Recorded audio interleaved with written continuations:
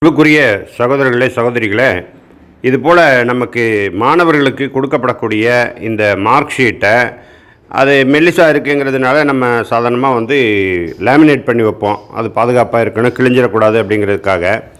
ஆனால் இப்போலாம் அந்த அரசாங்க திட்டங்களை கொடுக்குறத பின்பக்கம் குறிப்பிடுறதுக்காகவும், அதே போல் அங்கே ஒரு QR கோடு இருக்குது பாருங்கள், அதை ஸ்கேன் பண்ணுறதுக்காகவும் லேமினேஷன் கண்டிப்பாக பண்ணக்கூடாதுன்னு சொல்கிறாங்க. லேமினேஷன் பண்ணால் அந்த QR கோடு சரியாக இது ஆகாது, ஸ்கேன் ஆகாது அப்படின்றாங்க.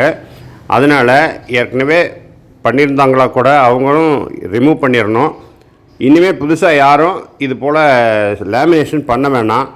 பண்ணால் என்ன ஆகுன்னு சொன்னால் அதை பிரிக்கிறது பெரிய கஷ்டம். லேமினேஷன் பண்ணுறதுக்கு ஒரு 50லேருந்து 100 ரூபாக்குள்ளே செலவாகும்.